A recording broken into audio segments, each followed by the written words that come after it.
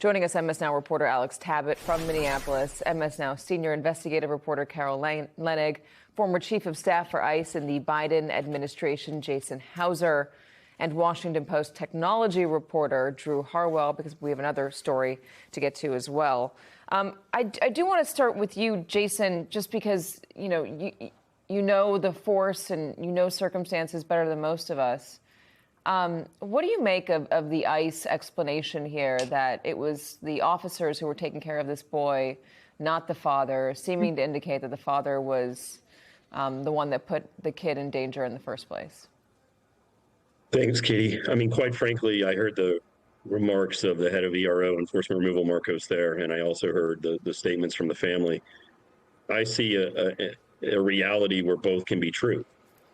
I can see where officers are trained to care for those that have been abandoned, much like ICE did in the Biden administration for the unaccompanied children that were coming to the border, and for the fact that we saw no public safety or national security need, and then continuing with ending family separation, but also ending family detention. But I also see a reality where if the door would have been open for those family, to allow that children to enter that house, that those individuals could have been arrested as well. You can see an environment where there is fear, there's chaos, and there's, for a lot of times with the families, horror. Because what we see here is no one has said, the arrest of this individual, from all reports, was following all sort of directions and procedures going through the asylum process, and what was in the national security and public safety interests of targeting this specific family. As we're seeing, these operations are focused on quotas and not on the needs of our communities to target law enforcement on those that want to hurt us. Yeah, I guess the question is, we keep hearing they're arresting the worst of the worst. Then the president tried to claim that the other day when he was at the White House podium showing images of people they say they've gotten in Minneapolis. Has there been any word that the father was being stopped because he was, quote, the worst of the worst? I think there's been a lot of different reporting. I think that this family has clearly stated that were in asylum proceedings, and whether the individual was going through his continued check-ins with ICE, I think, is still up in the air. But clearly, there's individuals here that federal law enforcement for decades focus on the priorities of those that are convicted criminals and those that want to hurt our communities. The idea that we're using, as we saw just a few days ago, targeting a gentleman who was a U.S. citizen and dragging him out of his house and his sleepwear, that took dozens of officers from across federal law enforcement agencies that were then not targeting and not focused on those that are either smuggling drugs or human trafficking or have convicted criminals that we do need to focus law enforcement on. We have a misallocation of federal law enforcement resources, and it's playing out in our streets. And the idea that, law enforcement should be targeted, it should be specific, and it should be targeted towards those that want to hurt us. And it's been heart-wrenching to watch individuals that came into a broken immigration system. We all agree on that they are being targeted just because there needs to be volume arrests. And that's not where our tax dollars should be focused, and it's not in the best interest of our communities. So, Alex, again, this is it's been all happening really quickly out there. There's been just so much turmoil. We got the preliminary private autopsy results about Renee Nicole Good over the past couple days, including the news that the shot that killed her was on the left side of her head near her temple. Whether that was the shot that the officer took when he, too, was on the left side of the car, the driver's side of the car, that remains unclear. But this is a community that's in mourning. It's a community that's felt quite a bit of trauma because of what's been going on. Tell me more about what you're hearing from folks out there, and I guess just how they're coping.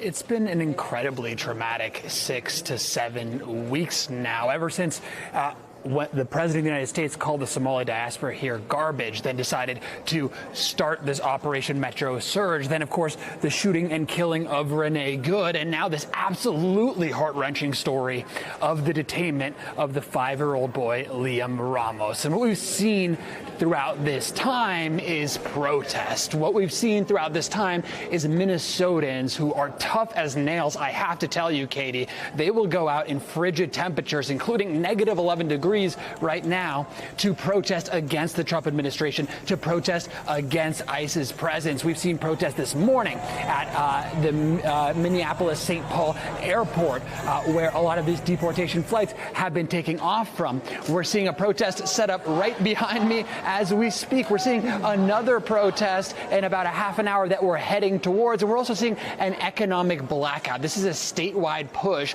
for Minnesotans not to participate in the economy, not to go to work, not to buy anything, to kind of send a message to the Trump administration that they are sick of what is going on here. And Katie, one more thing before I toss it back to you.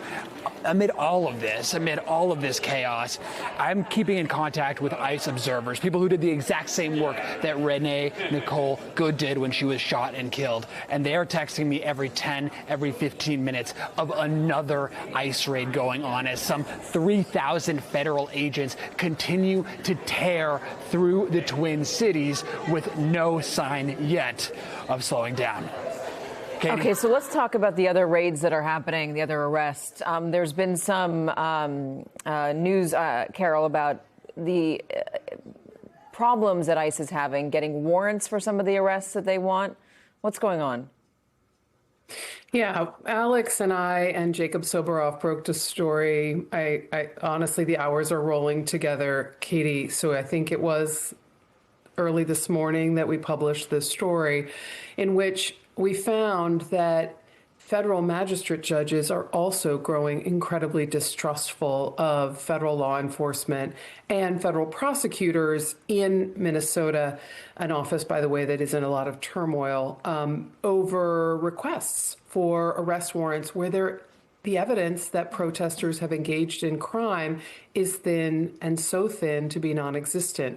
You know, the standard, Katie, for getting an arrest warrant or filing a criminal complaint with a federal judge is pretty low. It's called probable cause, a fair probability that this crime may have occurred in order to arrest someone. But magistrate judges in Minnesota are saying no and not rolling along with federal officers who give accounts in which that evidence, from the judge's perspective, doesn't exist. You know, I wanted to say something broader about everything that Alex and your other guest mentioned, Jason which Hauser. is, thank you, Jason. Forgive me for forgetting. I was struck by something Jason said about, you know, the fact that these two realities can coexist. And usually in America, we are used to giving law enforcement the benefit of the doubt because they're so well trained. We believe that they're following the law. But the distrust has been sown pretty significantly in Minnesota and in other cities before, Chicago and LA, because these immigration raids and surges often suggest one thing, but really reality is showing us another. An example is the shooting of Renee Good. Any fatal shooting of an unarmed American, unarmed civilian would be investigated by the Department of Justice, but in the federal law enforcement officials. Next up, the magistrate judges say, sorry, we don't believe you that these protesters are engaged in crimes. Ultimately, they're protesting. They're using their First Amendment rights. And when judges don't trust prosecutors and officers submitting these requests, that's another element where the federal government is no longer trusted because of the actions it has taken. Yeah, it's a really good point. And it gets us to the next topic that we wanted to talk about. And this is, again, fiction versus facts. And Drew, there was an image that was posted by the White House of a protester that they arrested inside the church. That story about the protesting inside the church. It's a doctored image. We can put it up on the screen. I believe we have it. Here it is. On the left side, that's the real image. The right side, that's the doctored image. So you have the woman they arrested looking stoic and composed on the left side. That's how she actually looks in real life and looked in the real photo. And then the manipulated image shows her crying and a little more disheveled. So what are they trying to get out of this? What's the intention by doctoring these images? And again, I just think this is a really big line to cross. We used to be worried about AI from other countries disrupting our reality and it being used to tear us apart. But now it is our own White House, our own government that is using artificial intelligence to try to fool us. Yeah, I think the reason, to be blunt, was the White House wanted to mock her and demean her. You know, they were very clear that they felt like she was a far left agitator who had gone too far. And they wanted to rib her a little bit by making her, again, not look composed and walking tall, but into this, bawling woman with tears streaming down her face. It was pretty shocking, even in the course of this White House, that has posted a lot of memes, AI generated jokes. Very noticeably, there was a President Trump in a fighter jet dumping feces on No Kings protesters last year. Those were all obviously kind of cartoonish. This one, what made it so much more problematic for viewers was that it really didn't acknowledge that it was manipulated at all. It was a very subtle distortion. And if you hadn't seen the original image that had just been posted, half an hour earlier by Secretary Noem, you would have thought that maybe it was real. And so that was my question from talking to people who were, the sources inside the White House. Why do this at all? Why not just post the picture of the woman doing the perp walk?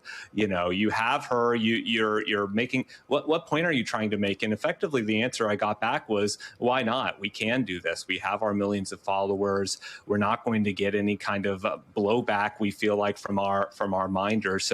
So I think that just goes to show the extent to which this administration is willing to push the boundaries and to blur the lines between what's real and what's just completely I guess fraudulent. so. If they're willing